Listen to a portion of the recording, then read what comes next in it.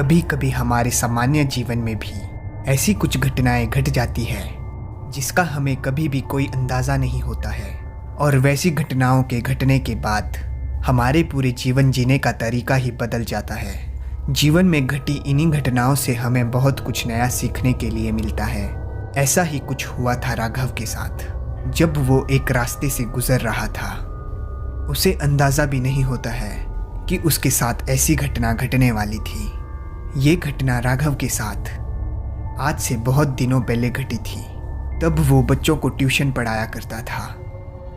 दिसंबर का महीना ख़त्म होने को था और अंतिम दिसंबर में ठंड भी अपने चरम पर होती है। उस समय राघव एक साधारण जीवन जी रहा था। छोटी सी जिंदगी थी और ज़्यादा पैसे भी नहीं थे। उस समय सभी बच्चों को वो उनके घर अपनी साइकिल से जाकर पढ़ाया करता था। उस समय राघव देर रात तक बच्चों को पढ़ाया करता था। कभी कभी तो उसे 10 से 11 बज जाते थे पढ़ाते पढ़ाते, क्योंकि उसे उस समय पैसों की ज़रूरत थी और वो चाहता था कि कहीं से उसे कुछ पैसे मिल जाएं, जिससे कि वो अपने जीवन में आगे कुछ कर पाए। जिस रात उसके साथ ये घटना घटी थी वो तारीख थी 26 दिसंबर की। उस रात राघव को पढ़ाते पढ़ाते बहुत ज़्यादा समय हो गया था। उसका आखिरी ट्यूशन लगभग 10 बजे के आसपास था। वो ट्यूशन पढ़ाकर लगभग 11 बजे निकला था। जहाँ वो था वहाँ से दूसरी जगह जाने के लिए उसे लगभग 1 किलोमीटर जाना था, वो भी साइकिल से। रात काफ़ी ज़्यादा हो गई थी तो राघव ने सोचा क्यों ना शॉर्टकट लिया जाए। जहाँ उसे जाना था वहाँ जाने के लिए एक शॉर्टकट रास्ता था जो कि एक कब्रिस्तान से होकर जाता था। वो रास्ता एक छोटे से पुल से होकर गुजरता था और पुल से लगभग 500 मीटर की दूरी और तय करनी होती थी। सोमवार का दिन था। रात के करीब 11:30 बज रहे थे। पूरा रास्ता वीरान और एकदम सुनसान था।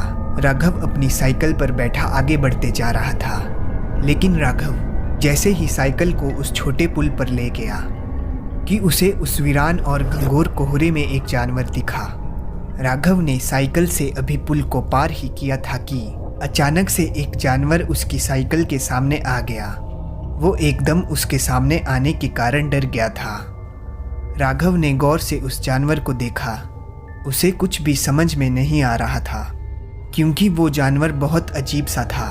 राघव ने सोचा कि इसे हटाकर आगे की ओर जाऊं, लेकिन जब तक राघव उस जानवर को हटाने के लिए कुछ बोलता, अचानक से वो अजीब से दिखने वाला जानवर बहुत ही तेजी से वहां से भागा। राघव को थोड़ा अजीब लगा कि ये जानवर एकदम से क्यों भागने लगा। राघव ने भी अपनी साइकिल वहीं छोड़ दी और पूरी जान लगाकर वो उस जानवर के पीछे भागने लगा। उस रात राघव ने उस जानवर को पूरे कब्रिस्तान में जाकर देखा, लेकिन वो उसे कहीं नहीं दिख रहा था। कब्रिस्तान के चारों तरफ घंघोर कोहरा था और एक अजीब सा सन्नाटा था। कहीं कहीं 1-2 दिए जल रहे थे किसी किसी कब्र पर। यह सब राघव के लिए थोड़ा अजीब था, क्योंकि उसने पहली बार देखा कि कब्र पर दिए भी जलते हैं। अंत में राघव वापस अपनी साइकिल के पास आ गया और जल्दी से उसने पूरा रास्ता पार किया। और जब वो दोबारा से पढ़ाकर वापस आ गया और राघव का जीवन फिर उसी तरह चलने लगा। लेकिन कब किसके साथ क्या हो जाए ये किसी को भी पता नहीं होता। लेकिन दोबारा से राघव के साथ वही हुआ जो उसके साथ कुछ दिनों पहले हुआ था। दोबारा से उसे रात को उसी रास्ते से जाना था, और जाना भी ज़रूरी था क्योंकि बच्चों का पेपर था। राघव को ना चाहते हुए भी जाना पड़ रहा था। उस रात राघव ने जैसे ही पुल को पार किया, उसे एक बुजुर्ग आदमी दिखा जो लाठी लिए ठीक उसके सामने खड़ा था। लेकिन जब तक राघव उस बूढ़े आदमी को रास्ते से हटाने के लिए कहता, वो बूढ़ा आदमी भी उसी जानवर की तरह वहाँ से पूरी रफ्तार में भागा। राघव को बहुत अजीब लगा। वो सोच रहा था जो इंसान अभी लाठी लेकर चल रहा था, एकदम उसको क्या हुआ जो इतनी तेज़ रफ्तार में भागने लगा। राघव ने अपनी साइकिल वहीं स्टैंड पर खड़ी कर दी और बाबा बाबा चिल्लाते हुए उसी बूढ़े आदमी के पीछे भागने लगा। वो बूढ़ा आदमी कुछ दूर तक राघव को दिखा और वो भी अचानक से कहीं उस घने कोहरे में खो गया। राघव अपनी पूरी रफ्तार में उस बूढ़े आदमी के पीछे भागा था, लेकिन फिर भी वो देख नहीं पाया था।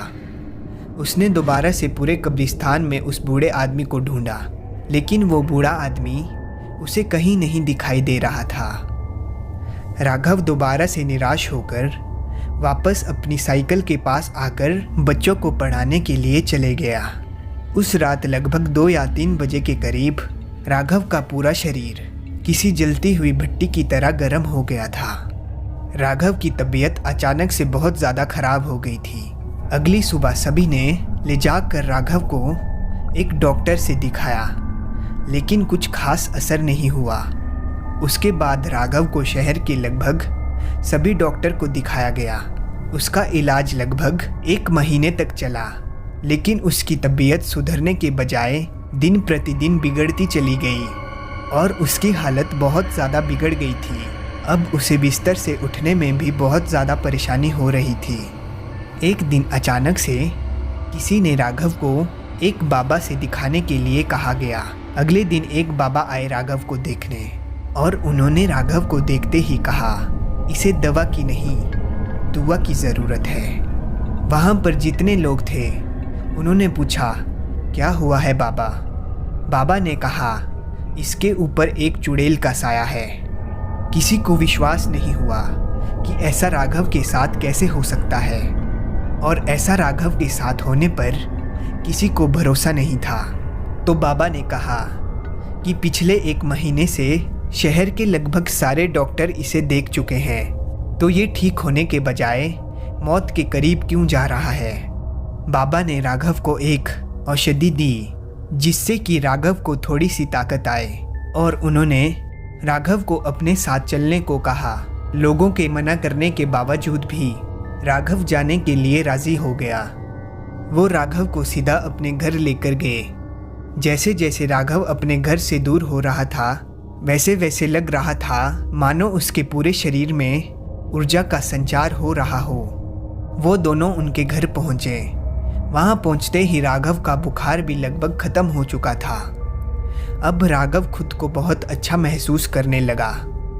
लगभग राघव उनके साथ 4 घंटों तक रहा, लेकिन जैसे ही राघव वापस अपने घर आकर अपने बेड पर लेटा, वैसे ही वो पहले जैसा हो गया। उसे समझ नहीं आ रहा था ऐसा क्यों हो रहा है।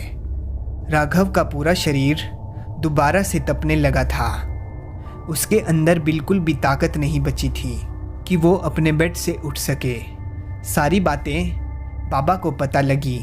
उन्होंने कहा, अब पूजा पाठ करना पड़ेगा। इतना बोलकर ही वो पूजा की तैयारी करने चले गए। अगले दिन रात को वो वापस आए और उन्होंने अपना पूजा पाठ शुरू किया। राघव दोबारा से कुछ अच्छा महसूस करने लगा। देर रात तक जब सब कुछ ठीक हुआ तो राघव ने सोचा, आखिर मेरे साथ ऐसा क्यों हो रहा है। ये जानने के लिए वो अपने बेड से उठा और अपने दोस्त तिवारी को बुलाया और उसी जगह पहुंचा जहां बाबा ने बताया था कि ये सारी दिक्कतें इसी जगह से आ रही है। राघव को कुछ समझ नहीं आ रहा था कि उसके साथ ऐसा क्यों हुआ है, लेकिन इतना ज़रूर पता था कि उसके साथ कुछ तो हुआ है कि वो खुद के पैरों पर भी खड़ा नहीं हो पा रहा था।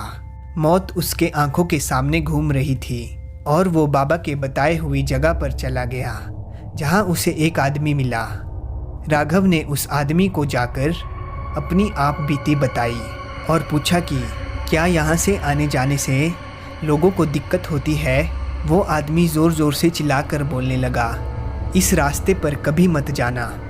राघव ने कहा, भाई साहब मैं जा थोड़ी रहा हूँ, बस आपसे पूछ रहा हूँ। उस आदमी ने बताया कि लगभग आज से 60 साल पहले की घटना है, जब पूरा इलाका वीरान और जंगल हुआ करता था।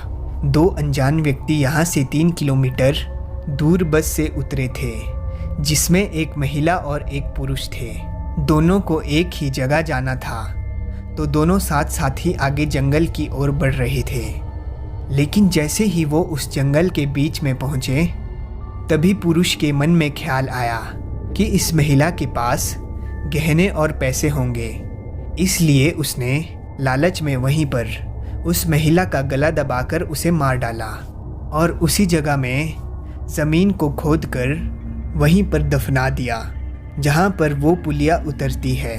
तभी से उस जगह पर गुज़रने पर हमेशा कोई ना कोई समस्या होती रहती है और रात के समय उस रास्ते से गुज़रना जान पर बाजी लगाना है। सारी बातों को जानकर राघव सब कुछ समझ गया था।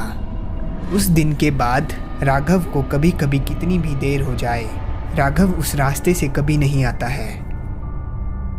दोस्तों, अगर आपको कहानी पसंद आई हो तो वीडियो को ज़्यादा से ज़्यादा शेयर करें और ऐसी ही स्टोरी सुनने के लिए हमारे चैनल को सब्सक्राइब करें और बेल आइकन को ऑल पर सेलेक्ट कर लें। धन्यवाद।